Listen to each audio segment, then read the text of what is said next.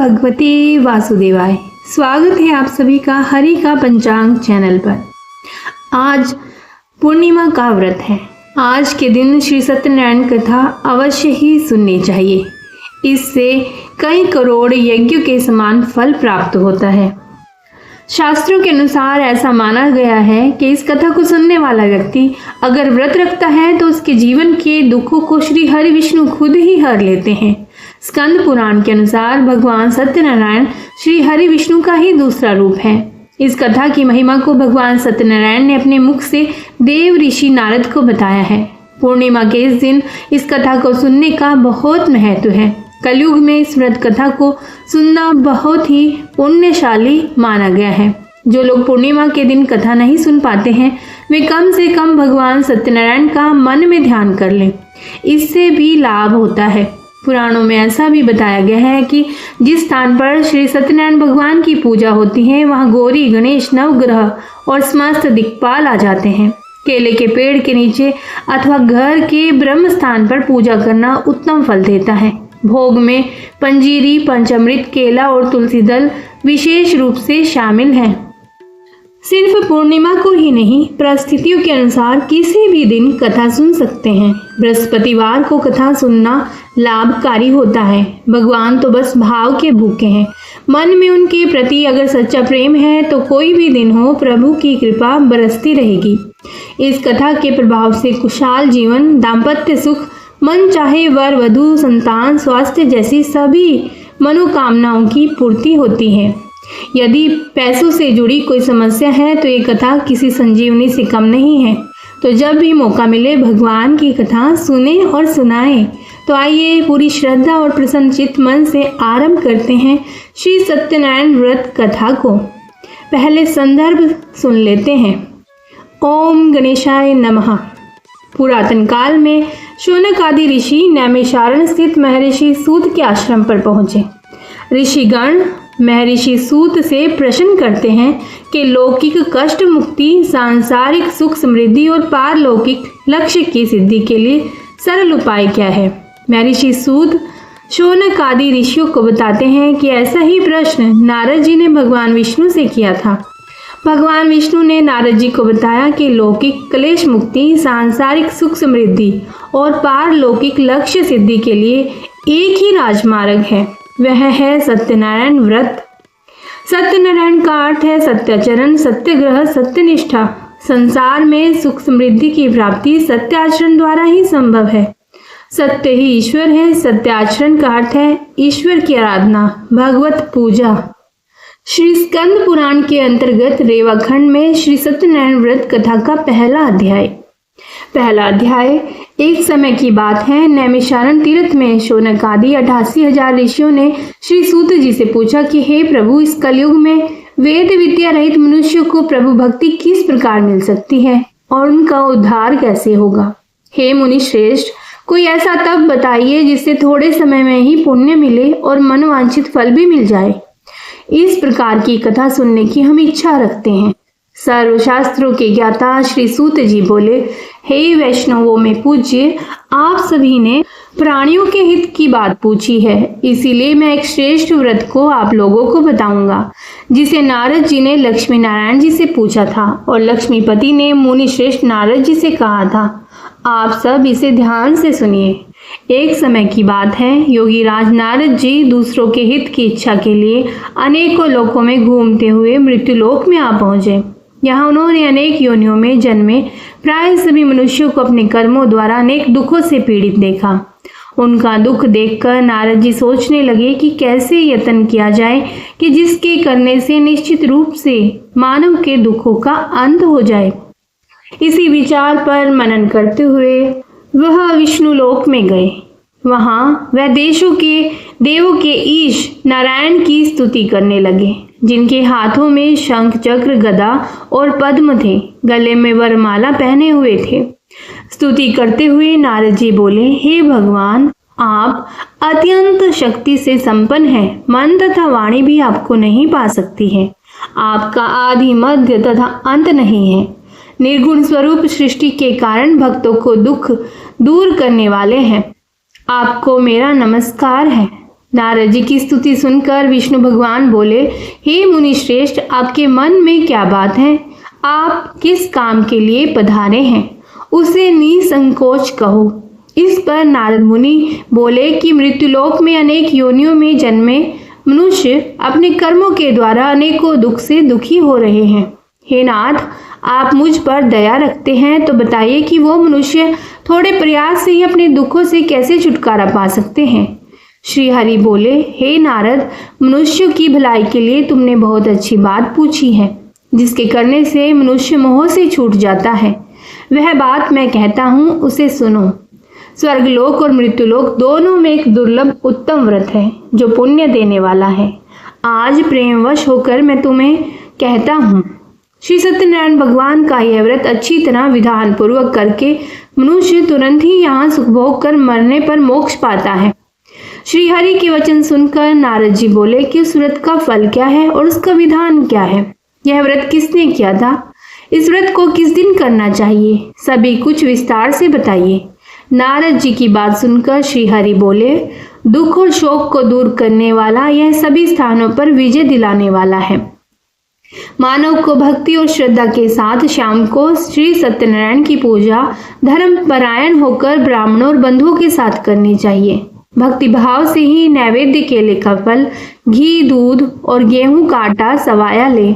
गेहूं के स्थान पर साठी का आटा, शक्कर और गुड़ लेकर और सभी भक्षण योग्य पदार्थों को मिलाकर भगवान को भोग लगाएं।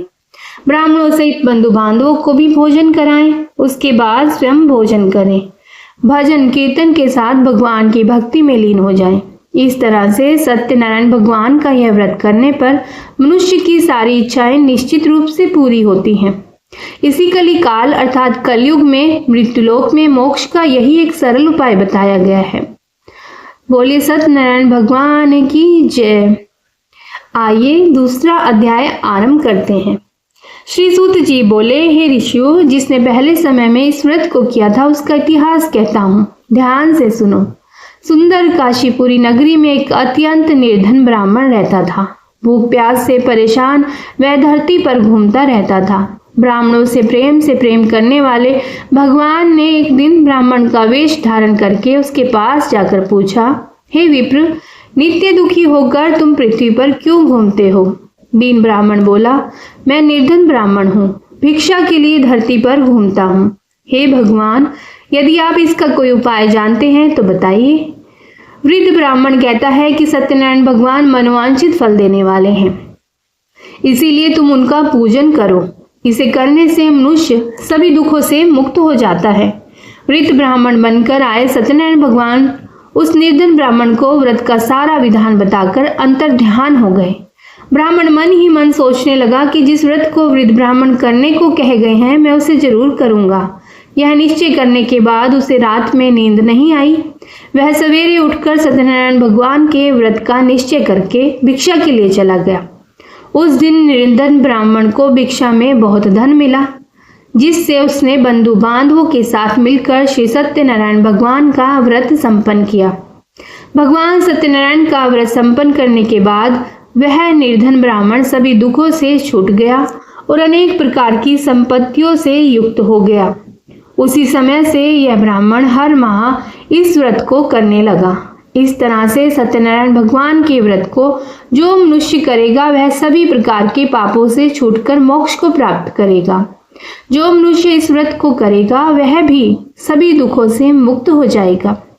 श्री सूत जी बोले कि इस तरह से नारद जी से नारायण जी का कहा हुआ श्री सत्यनारायण का व्रत मैंने तुमसे कहा। हे विप्रो, मैं अब और क्या कहूँ? ऋषि बोले, हे मुनिवर, संसार में उस विप्र से सुनकर और किसने इस व्रत को किया? हम सब इस बात को सुनना चाहते हैं। इसके लिए हमारे मन में श्रद्धा का भाव है। श्री सूत जी बोले, हे मुनियों, जिसने इस व्रत को किया है वह सब सुनो। एक समय वही विप्र धन और ऐश्वर्य के अनुसार अपने बंधु बांधवों के साथ इस व्रत को करने को तैयार हुआ। उसी समय एक लकड़ी बेचने वाला बूढ़ा आदमी आया और लकड़ियां बाहर रखकर अंदर ब्राह्मण के घर में गया। प्यास से दुखी वह लकड़हारा उनको व्रत करते देखकर विप्र को नमस्कार करके पूछने लगा कि आप यह क्या कर रहे हैं और इसे करने से क्या फल मिलेगा, कृपया मुझे भी बताइए। ब्राह्मण ने कहा कि सब मनोकामनाओं को पूरे करने वाला यह सत्यनारायण भगवान का व्रत है। इनकी कृपा से ही मेरे घर में धन धान्य आदि की वृद्धि हुई है। विप्र से सत्यनारायण व्रत के बारे में जानकर लकड़हारा बहुत प्रसन्न हुआ। चरण अमृत लेकर वह प्रसाद खाने के बाद अपने घर गया। लकड़हारे ने अपने मन में संकल्प किया कि आज लकड़ी बेचने से जो धन मिलेगा उसी से श्री सत्यनारायण भगवान का उत्तम व्रत करूंगा। मन में इस विचार को लेकर बूढ़ा आदमी सिर पर लकड़ियां रखकर उस नगर में बेचने गया जहां धनी लोग ज्यादा रहते थे। उस नगर में उसे अपनी लकड़ियों का दाम पहले से 4 गुना अधिक मिलता है। बूढ़ा प्रसन्नता के साथ दाम लेकर केले, शक्कर, घी, दूध, दही और गेहूं का आटा लेकर और सत्यनारायण भगवान के व्रत की अन्य सामग्री लेकर अपने घर आया। वहां उसने अपने बंधु बांधवों को बुलाकर विधि विधान से सत्यनारायण भगवान का पूजन और व्रत किया। इस व्रत के प्रभाव से वह बूढ़ा लकड़हारा धन पुत्र आदि से युक्त होकर संसार के समस्त सुख भोग कर अंत काल में बैकुंठ धाम चला गया। बोले श्री सत्यनारायण भगवान की जय। इति श्री सत्यनारायण व्रत कथा का द्वितीय अध्याय संपूर्ण हुआ। आइए तीसरा अध्याय आरंभ करते हैं। सत्यनारायण भगवान की जय। श्री सूत जी बोले, हे श्रेष्ठ मुनियों, अब आगे की कथा कहता हूँ। पहले समय में उल्का मुख नामक एक बुद्धिमान राजा था। वह सत्य वक्ता और जितेंद्रिय था। प्रतिदिन देव स्थानों पर जाता और निर्धनों को धन देकर उनके कष्ट दूर करता था। उसकी पत्नी कमल के समान मुख वाली और सती साध्वी थी। भद्रशिला नदी के तट पर उन दोनों ने श्री सत्यनारायण भगवान का व्रत किया। उसी समय साधु नाम का एक वैश्य आया। उसके पास व्यापार करने के लिए बहुत सा धन था। राजा को व्रत करते देखकर वह विनय के साथ पूछने लगा, हे राजन, भक्ति भाव से पूर्ण होकर आप यह क्या कर रहे हैं? मैं सुनने की इच्छा रखता हूँ, तो आप मुझे बताइए। राजा बोला, हे साधु, अपने बंधु बांधवों के साथ पुत्र आदि की प्राप्ति के लिए एक महाशक्तिमान श्री सत्यनारायण भगवान का व्रत और पूजन कर रहा हूँ। राजा के वचन सुनकर साधु आदर से बोला, हे राजन, मुझे इस व्रत का सारा विधान कहिए। आपके कथन अनुसार मैं भी इस व्रत को करूंगा। मेरी भी संतान नहीं है और इस व्रत को करने से निश्चित रूप से मुझे संतान की प्राप्ति होगी। राजा से व्रत का सारा विधान सुन व्यापार से निवृत्त हो वह अपने घर गया। साधु वैश्य ने अपनी पत्नी को संतान देने वाले इस व्रत का वर्णन कह सुनाया और कहा कि जब मेरी संतान होगी तब मैं इस व्रत को करूंगा। साधु ने इस तरह के वचन अपनी पत्नी लीलावती से कहे।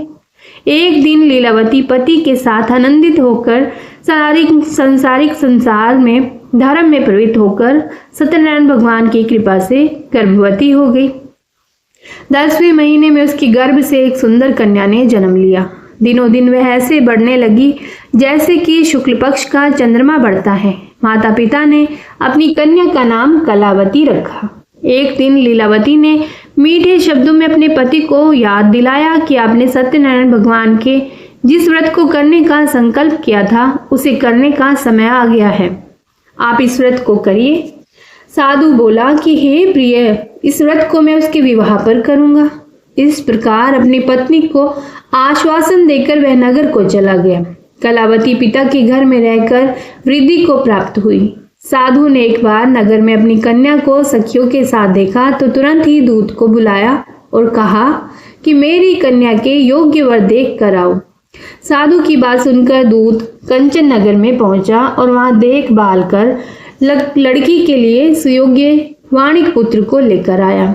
सुयोग्य लड़के को देखकर साधु ने बंधु बांधवों को बुलाकर अपनी पुत्री का विवाह कर दिया। लेकिन दुर्भाग्य की बात यह है कि साधु ने अभी भी श्री सत्यनारायण भगवान का व्रत नहीं किया। इस पर श्री भगवान क्रोधित हो गए और श्राप दिया कि साधु को अत्यधिक दुख मिले। अपने कार्य में कुशल साधु बनिया जमाई को लेकर समुद्र के पास स्थित होकर रतनसारपुर नगर में गया। वहां जाकर दामाद ससुर दोनों मिलकर चंद्रकेतु राजा के नगर में व्यापार करने लगे। एक दिन भगवान सत्यनारायण की माया से एक चोर राजा का धन चुराकर भाग रहा था।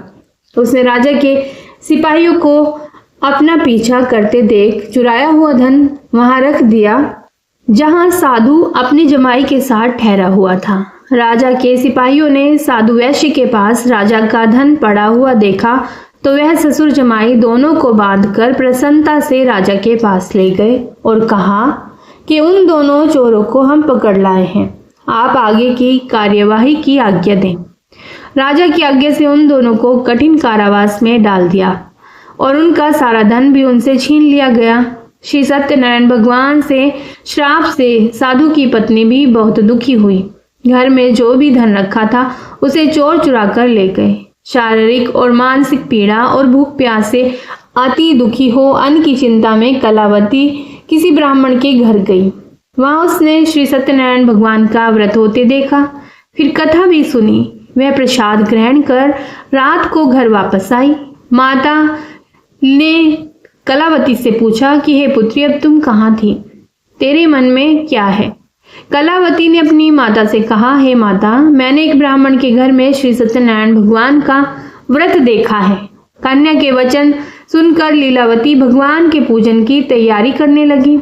लीलावती ने पारिवारिक बंधुओं सहित सत्यनारायण भगवान का पूजन किया और उनसे वर मांगा कि मेरे पति और जमाई शीघ्र ही घर पर आ जाएं। साथ ही यह भी प्रार्थना की कि हम सब का अपराध क्षमा करें।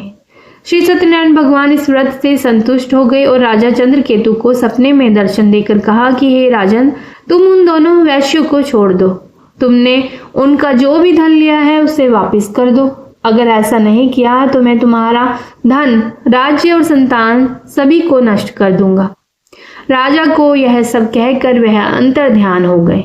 प्रातःकाल सभा में राजा ने अपना सपना सुनाया और फिर बोले कि वाणिक पुत्रों को कैद से मुक्त कर सभा में लाओ। दोनों ने आते ही राजा को प्रणाम किया। राजा मीठी वाणी में बोला, हे महानुभाव, भाग्यवश ऐसा कठिन दुख तुम्हें प्राप्त हुआ है, लेकिन अब तुम्हें कोई भय नहीं है।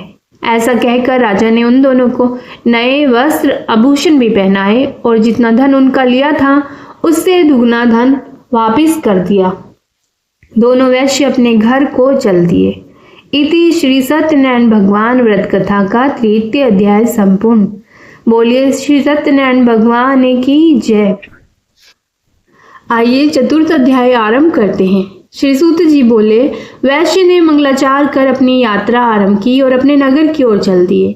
उनके थोड़ी दूर जाने पर एक दंडी वेशधारी श्री सत्यनारायण ने उनसे पूछा, हे साधु, तेरी नाव में क्या है? अभिवाणी वणिक हंसता हुआ बोला, हे दंडी, आप क्यों पूछते हो? क्या धन लेने की इच्छा है? मेरी नाव में तो बेल और पत्ते भरे हुए हैं। वैश्य के कठोर वचन सुनकर भगवान बोले, तुम्हारा वचन सत्य हो। दंडी ऐसे वचन कहकर वहां से दूर चले गए। कुछ दूर जाकर समुद्र के किनारे बैठ गए। दंडी के जाने के बाद साधु वैश्य ने नित्य क्रिया के पश्चात नाव को ऊंची उठते देखकर अचंभा माना और नाव में बेलपत्ते आदि देखकर वह मूर्छित होकर जमीन पर गिर पड़ा। मूर्छा खुलने पर वह अत्यंत शोक में डूब गया। तब उसका दामाद बोला कि आप शोक न मनाएं, यह दंडी का ही श्राप है, इसीलिए हमें उनकी शरण में जाना चाहिए, तभी हमारी मनोकामना पूर्ण होगी। दामाद की बात सुनकर वह दंडी के पास पहुंचा और अत्यंत भक्तिभाव नमस्कार करके बोला, मैंने आपसे जो जो असत्य वचन कहे थे उनके लिए मुझे क्षमा दे। ऐसा कहकर महान शोकातुर होकर रोने लगा। तब दंडी भगवान बोले, हे वणिक पुत्र, मेरी आज्ञा से बार बार तुम्हें दुख प्राप्त हुआ है, तू मेरी पूजा से विमुख हुआ। साधु बोला, हे भगवान, आपकी माया से ब्रह्मा आदि देवता भी आपके रूप को नहीं जानते, तब मैं अज्ञानी कैसे जान सकता हूँ? आप प्रसन्न होइए, अब मैं समर्थ के अनुसार आपकी पूजा करूंगा। मेरी रक्षा करो और पहले के समान नौका में धन भर दो। साधु वैश्य के भक्तिपूर्वक वचन सुनकर भगवान प्रसन्न हो गए और उसकी इच्छा के अनुसार वरदान देकर अंतर्ध्यान हो गए। ससुर जमाई जब नाव पर आए तो नाव धन से भरी हुई थी। फिर वहीं अपने अन्य साथियों के साथ सत्यनारायण भगवान का पूजन कर अपने नगर को चल दिए। जब नगर के नजदीक पहुंचे तो दूत को घर पर खबर करने के लिए भेज दिया। दूत साधु की पत्नी को प्रणाम कर कहता है कि मालिक अपने दामाद सहित नगर के निकट आ गए हैं। दूत की बात सुनकर साधु की पत्नी लीलावती ने बड़े हर्ष के साथ सत्यनारायण भगवान का पूजन कर अपनी पुत्री कलावती से कहा कि मैं अपने पति के दर्शन को जाती हूँ, तू कार्य पूर्ण कर शीघ्र आ जाना। माता के ऐसे वचन सुनकर कलावती जल्दी में प्रसाद छोड़कर अपने पति के पास चली गई। प्रसाद की अवज्ञा के कारण श्री सत्यनारायण भगवान रुष्ट हो गए और नाव सहित उसके पति को पानी में डुबो दिया। कलावती अपने पति को वहां ना पाकर रोती हुई जमीन पर गिर गई। नौका को डूबा हुआ देखकर और कन्या को रोता हुआ देखकर साधु दुखी होकर बोला कि हे प्रभु, मुझसे तथा मेरे परिवार से जो भूल हुई है उसे क्षमा करें। साधु के दीन वचन सुनकर श्री सत्यनारायण भगवान प्रसन्न हो गए और आकाशवाणी हुई, हे साधु, तेरी कन्या मेरे प्रसाद को छोड़कर आई है, इसीलिए उसका पति अदृश्य हुआ है। यदि वे घर जाकर प्रसाद खाकर लौटती है तो इसे इसका पति अवश्य ही मिलेगा। ऐसी आकाशवाणी सुनकर कलावती घर पहुंचकर प्रसाद खाती है और फिर आकर अपने पति के दर्शन करती है। उसके बाद साधु अपने बंधु बांधवों सहित श्री सत्यनारायण भगवान का विधि विधान से पूजन करता है। इस लोक का सुख भोग वह अंत में स्वर्ग को जाता है। इति श्री सत्यनारायण भगवान व्रत कथा का 4th अध्याय संपूर्ण। तो बोलिए श्री सत्यनारायण भगवान की जय।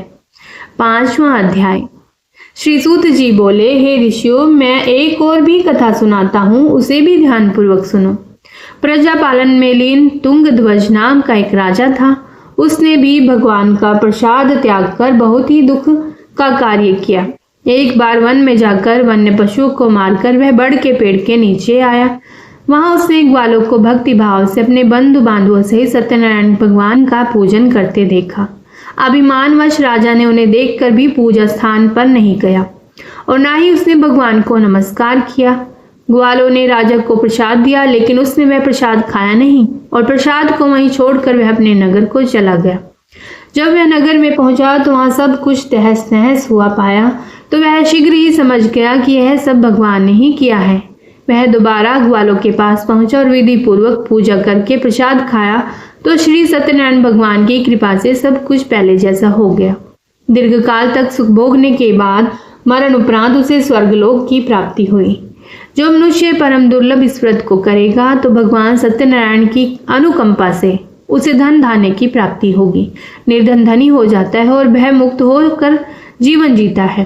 संतानहीन मनुष्य को संतान सुख मिलता है और सारे मनोरथ पूर्ण होने पर मानव अंतकाल में वैकुंठ धाम को जाता है। श्री सूत जी बोले, जिन्होंने पहले इस व्रत को किया है, अब उनके दूसरे जन्म की कथा कहता हूँ। वृद्ध शतानंद ब्राह्मण ने सुदामा का जन्म लेकर मोक्ष की प्राप्ति की। लकड़हारे ने अगले जन्म में निषाद बनकर मोक्ष प्राप्त किया। उल्कामुख नाम का राजा दशरथ होकर बैकुंठ को गए। साधु नाम के वैश्य ने मोरध्वज बनकर अपने पुत्र को आरे से चीरकर मोक्ष पाया। महाराज तुंगध्वज ने स्वयंभू होकर भगवान में भक्ति पूर्वक होकर कर्म कर मोक्ष पाया। इति श्री सत्यनारायण व्रत कथा का 5वां अध्याय संपूर्ण। तो बोलिए श्री सत्यनारायण भगवान की जय। कथा सुनने के बाद श्री सत्यनारायण जी की आरती करें और अंत में 3 बार प्रदक्षिणा करके आटे की पंजीरी में विविध फल और दही लस्सी का चरणामृत बनाकर सभी लोग प्रसाद स्वरूप बांटे और स्वयं भी ग्रहण करें। ओम जय लक्ष्मी रमणा स्वामी, जय लक्ष्मी रमणा सत्यनारायण स्वामी, जनपातक हरणा श्री जय लक्ष्मी रमणा। रतन जड़ित सिंहासन अद्भुत छवि राजे, प्रभु अद्भुत छवि राजे। नारद करत निराजन, नारद करत निराजन, घंटा ध्वनि बाजे श्री जय लक्ष्मी रमणा। प्रकट भये कलि कारण, द्विज को दरस दियो, प्रभु द्विज को दरस दियो। बूढ़ो ब्राह्मण बनकर, बूढ़ो ब्राह्मण बनकर कर कंचन महल कियो श्री जय लक्ष्मी रमणा। दुर्बल भील कठारो जिन पर कृपा करी प्रभु जिन पर कृपा करी। चंद्रचूड़ एक राजा चंद्रचूड़ एक राजा तिनकी विपद हरि श्री जय लक्ष्मी रमणा। वैश्य मनोरथ पायो श्रद्धा तज दीनी प्रभु श्रद्धा तज दीनी।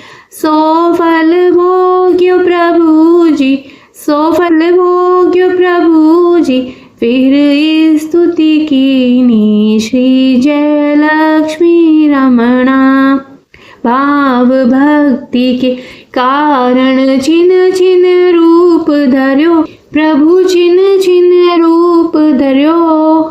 श्रद्धा धारण कीनी श्रद्धा धारण कीनी तिनको काज सर्यो श्री जय लक्ष्मी रमणा।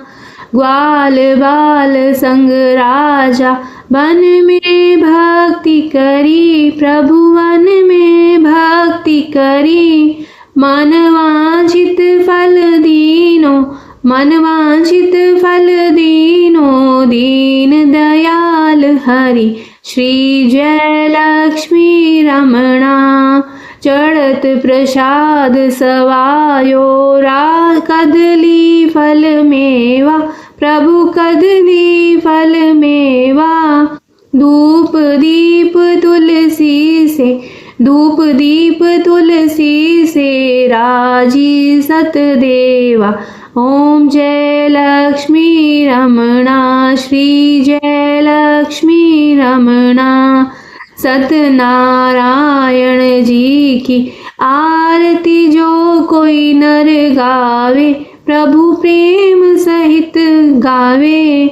तन मन सुख संपत्ति तन मन सुख संपत्ति मन वांछित फल पावे श्री जय लक्ष्मी रमणा। श्री जय लक्ष्मी रमणा स्वामी जय लक्ष्मी रमणा। सत्यनारायण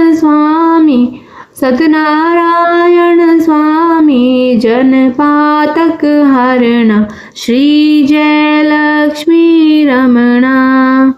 बोलिए लक्ष्मीपति नारायण भगवान की जय। सत्यनारायण व्रत का अनुष्ठान करके मनुष्य सभी दुखों से मुक्त हो जाता है। कलिकाल में सत्य की पूजा विशेष रूप से फलदायी होती है। सत्य के अनेक नाम हैं यथा सत्यनारायण सत्यदेव। सनातन सत्य रूपी विष्णु भगवान कलयुग में अनेक रूप धारण करके लोगों को मनवांछित फल देंगे। ओम नमो नारायण।